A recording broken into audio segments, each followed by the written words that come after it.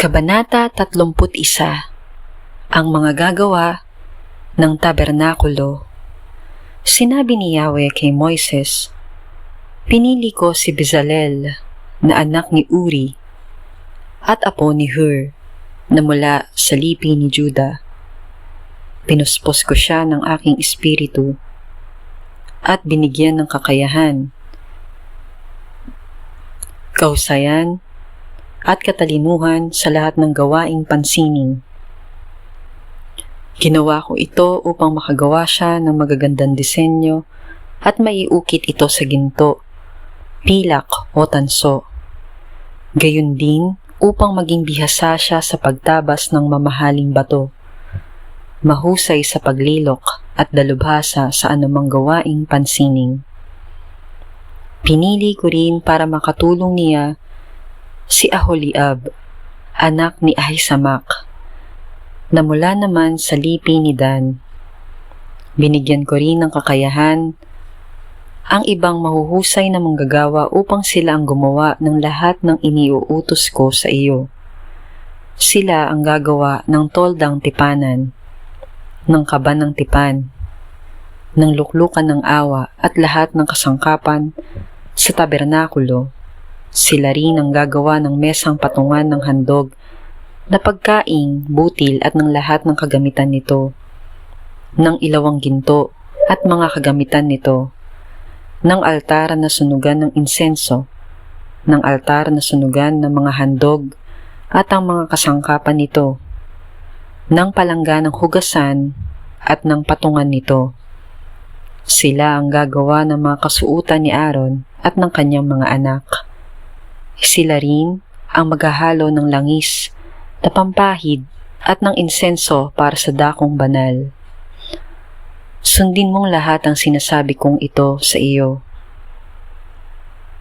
Ang araw ng pamamahinga. Sinabi ni Yahweh kay Moises, "Sabihin mo sa mga Israelita na ipangilin ang araw ng pamamahinga sapagkat ito ang magsisilbing palatandaan sa inyo at sa inyong mga salinlahi na kayo'y aking pinili para maging bayan ko. Ipangilin ninyo ang araw ng pamamahinga sapagkat ito'y sagrado. Papatayin ang sinumang hindi magpahalaga rito at ititiwalag ang sinumang magtrabaho sa araw na ito. 6 na araw kayong magtatrabaho, ngunit ang ikapitong araw ay araw ng ganap na pamamahinga at nakalaan para sa akin. Papatayin ang sinumang magtrabaho sa araw na iyon. Ipangingilin ito ng lahat ng inyong salinlahi bilang tanda ng tipan. Ito'y isang palatandaan ko at ng bansang Israel, at ito'y mananatili habang panahon. Sapagkat sa loob ng 6 na araw, nilikha ko ang langit at ang lupa at nagpahinga ako sa ikapitong araw." Matapos sabihin ni Yahweh kay Moises ang lahat ng ito sa bundok ng Sinai, ibinigay niya rito ang 2 tapyas na batong kinasusulatan ng kautusan na si Yahweh mismo ang sumulat. Kabanata 32. Ang guyang ginto. Nang magtagal si Moises sa bundok, ang mga Israelita ay lumapit kay Aaron. Sinabi nila, "Igawa mo kami ng mga Diyos na mangunguna sa amin. Hindi namin alam kung ano na ang nangyari sa Moises na iyan na naglabas sa amin, sa Egipto. Kung gayon, tipunin ninyo ang mga hikaw na ginto ng inyong asawa at mga anak at dalhin sa akin," sagot ni Aaron. Ganoon nga ang kanilang ginawa.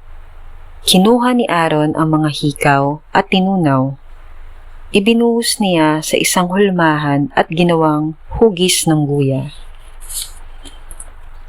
Pagkayari, sinabi nila, "Israel, narito ang Diyos mong naglabas sa iyo sa Egipto."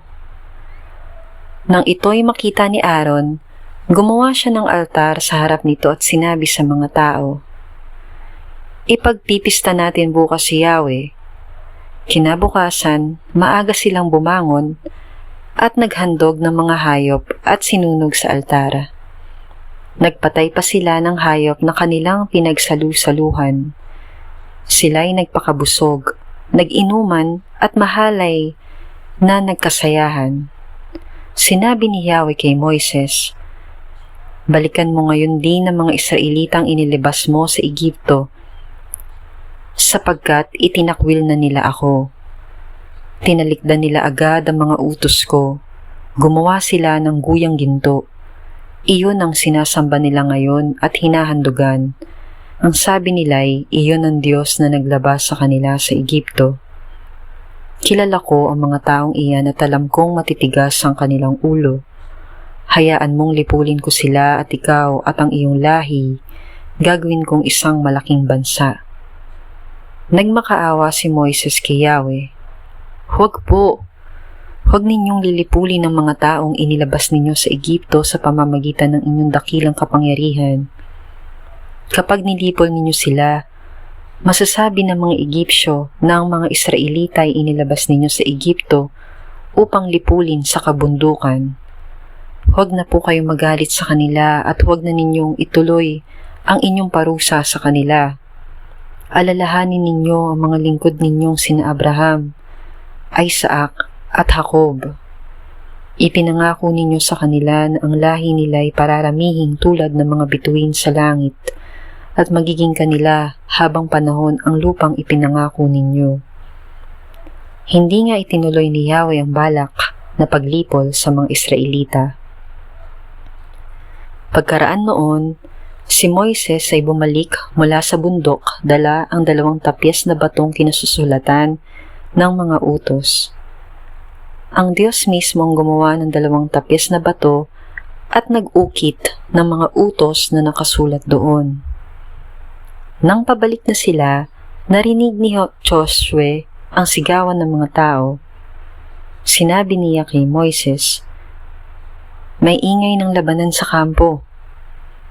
Ang naririnig ko'y hindi sigaw ng tagumpay o ng pagkatalo, kundi awitan," sagot ni Moises. Nang sila'y malapit na sa kampo, nakita ni Moises ang guya at ang mga taong nagsasayawan. Dahil dito, nagalit siya. Ibanalibag niya sa paanan ng bundok ang mga tapyas na bato at ito'y nadurog. Kinuha niya ang guya at sinunog. Pagkatapos, dinurog niya ito ng pino, saka ibinuhos sa tubig at ipinainom sa mga Israelita. Hinarap niya si Aaron.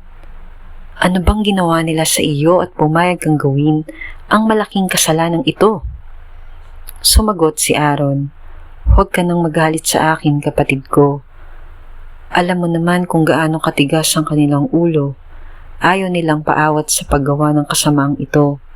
Sinabi nila sa akin na igawa ko sila ng mga Diyos na mangunguna sa kanila sapagkat hindi raw nila alam kung ano na ang nangyari sa iyo. Kaya tinanong ko sila kung sino ang may ginto. Ibinigay naman nila sa akin ng mga alahas. Tinunaw ko sa apoy at lumabas ang guyang iyon." Nakita ni Moises na nagkakagulo ang mga tao sapagkat sila'y pinabayaan ni Aaron na sumamba sa Diyos-Diyosan. At naging katawa-tawa sila sa paningin ng mga kaaway na nakapaligid. Kaya tumayo si Moises sa pintuan ng kampo at sumigaw, "Lumapit sa akin ang lahat ng nasa panig ni Yahweh." At lumapit sa kanya ang mga Levita. Sinabi niya sa kanila, "Ipinipasabi ni Yahweh ng Diyos ng Israel, kunin ninyo ang inyong mga tabak, galugarin ninyo ang buong kampo at patayin ang lahat ng inyong makita, maging kapatid, kaibigan o sino man." Sinunod ng mga Levita ang utos ni Moises at may 3,000 katao ang napatay nila ng araw na iyon. Sinabi ni Moises, "Ngayoy, inilaan ninyo ang inyong mga sarili sa paglilingkod kay Yahweh dahil sa pagkapatay ninyo sa inyong mga anak at mga kapatid. Kaya, tatanggapin ninyo ngayon ang kanyang pagpapala." Kinabukasan, sinabi ni Moises sa mga tao, "Napakalaki ng nagawa ninyong kasalanan.